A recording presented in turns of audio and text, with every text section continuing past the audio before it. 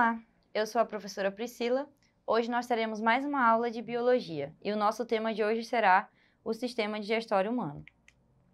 Bom, sabemos que os alimentos eles são muito importantes para o nosso funcionamento da vida, para o nosso crescimento, para o funcionamento dos nossos órgãos, para os nossos movimentos.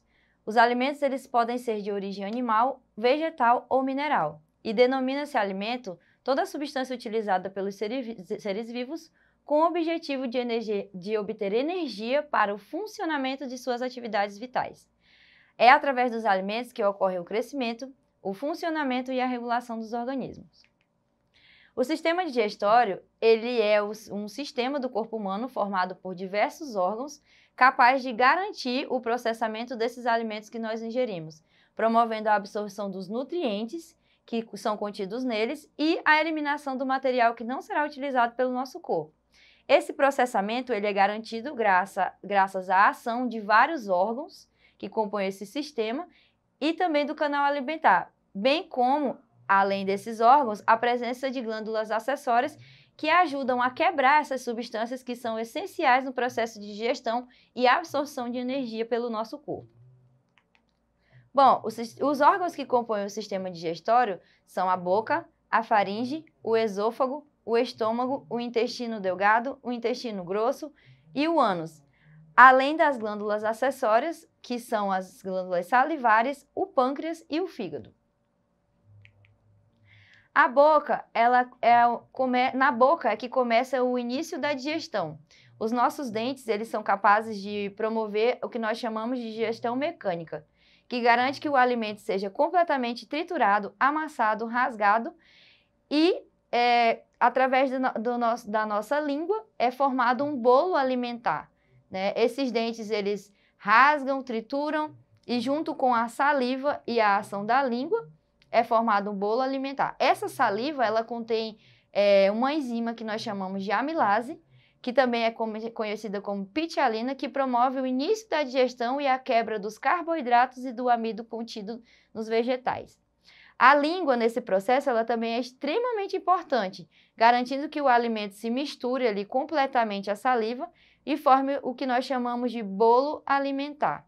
Esse bolo alimentar, ele vai ser empurrado, né, em direção à nossa faringe, que nós chamamos esse processo de deglutição alimentar.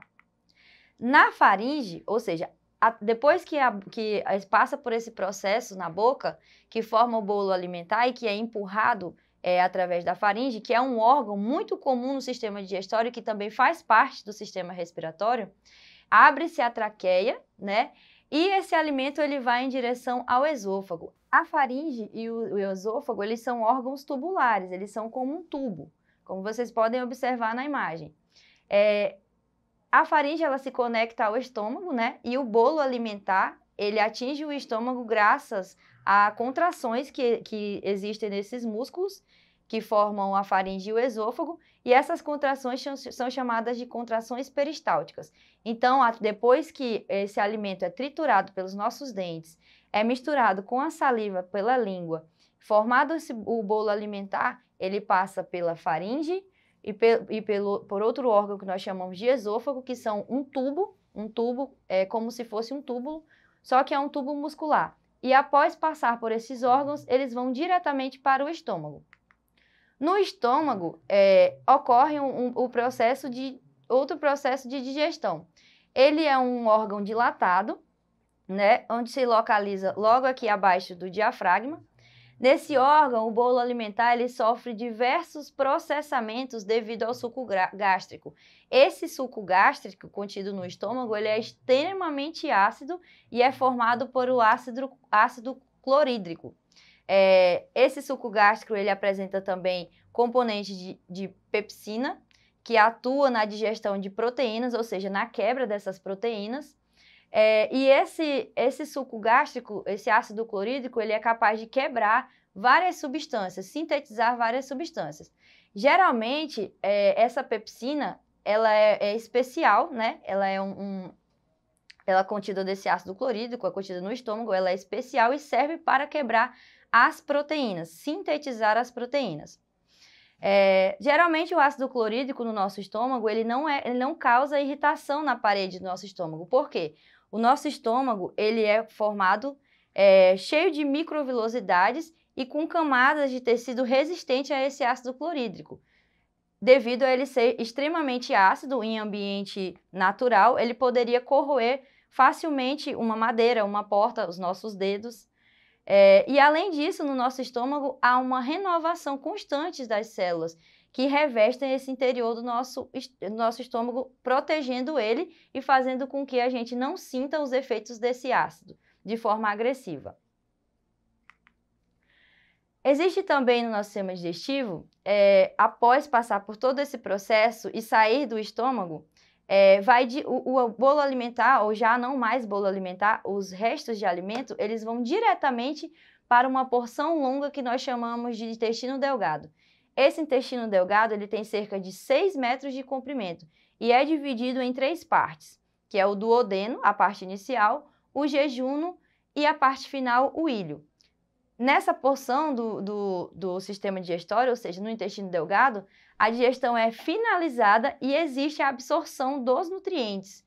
Esse órgão ele é o maior responsável pela parte de todo o processo de digestão. Esse órgão também possui microvilosidades, né, que ajudam e faz também movimentos peristálticos, que ajudam com que na absorção desses nutrientes e na formação, né, na junção dos restos de alimento que serão enviados para o intestino grosso.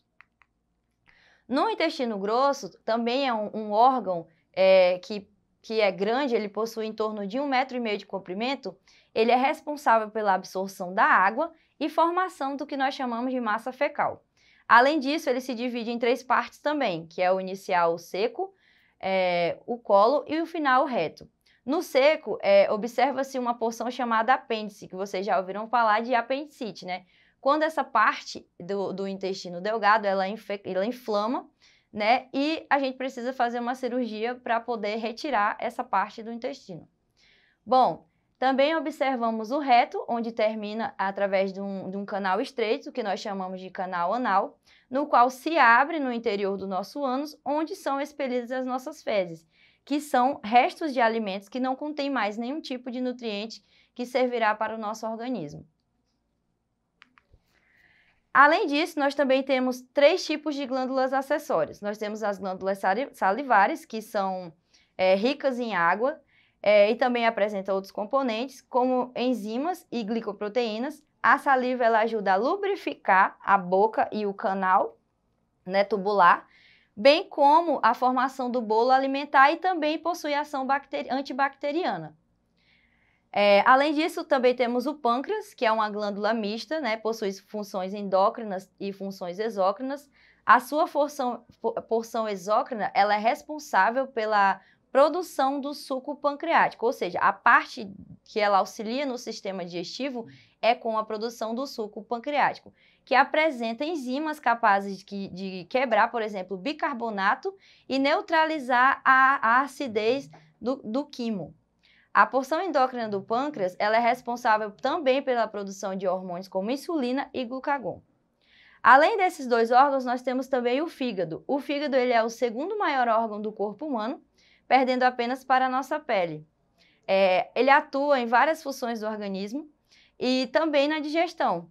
O seu papel nesse caso, no caso da digestão, é garantir a produção da bile. A bile ela é uma substância armazenada lá na vesícula biliar e lançada no duodeno e atua com a quebra de gorduras. Ela funciona como uma espécie de detergente que facilita a ação das enzimas para quebrar a gordura ingerida por nós. Bom, nosso sistema digestivo ele é muito importante para o nosso organismo, né? Porque é através dele que nós conseguimos obter energia para o funcionamento do nosso organismo. Então, é importante que a gente tenha alguns cuidados com o nosso sistema digestivo, né? É sugerido por alguns médicos que, primeiramente, a gente escolha muito bem os alimentos que nós vamos ingerir. Além disso, é importante mastigar muito bem, de forma bem pausada, de forma bem tranquila esses alimentos, para que ele seja triturado ao máximo e facilite na absorção dos nutrientes. Outro fato importante é se manter hidratado, né? A hidratação, a água, ela contribui nesse processo de digestão dos alimentos. Além disso, se alimentar em pequenas porções ao longo do dia também é importante. Não é correto você fazer poucas refeições em grande quantidade. Isso causa um excesso de alimento no seu estômago e faz com que ele fique mais pesado e dificulte o processo de digestão. Outra indicação também é a inserção de probióticos que podem auxiliar melhor o funcionamento do intestino. Esses alimentos são iogurte, água de coco, por exemplo, e outros fermentados, que possuem certas bactérias que são boas, né, que ajudam nesse processo de digestão, como, por exemplo, os lactobacilos. Também é importante aumentar o consumo de fibras, né, solúveis e insolúveis, para manter o sistema digestivo saudável, para que você possa, no momento de expelir, né, os alimentos que não são mais importantes, de forma correta, de forma saudável. Além disso, fazer exercícios também contribui diretamente com o bom funcionamento do sistema digestório, além de facilitar a perda de peso, ajudando o nosso fígado lá com a quebra de gordura. Bom, no nosso Exercitando, nós temos uma questão muito legal que fala que o sistema digestório é formado por diversos órgãos que atuam juntos para conseguir retirar dos alimentos as substâncias necessárias para o nosso corpo. O amido, por exemplo, ele pode ser aproveitado após ser quebrado em partículas menores. Marque a alternativa que indica corretamente onde se inicia a digestão do amido. Letra A, boca. Letra B, faringe. Letra B, estômago. Letra D, intestino delgado. E letra E, intestino grosso. Como foi falado, lá na nossa boca nós temos a saliva, né? E na saliva é liberado o que nós chamamos de amilase salivar, ou também a famosa pitialina. Ela é uma enzima responsável pela quebra de amido e dos carboidratos. Portanto, a nossa resposta correta é a letra A, boca. Então, já que nós discutimos sobre esse assunto, vocês já sabem sobre esse assunto, treine em sua casa, procure realizar as atividades propostas pelo seu professor e também acesse a plataforma Eduque.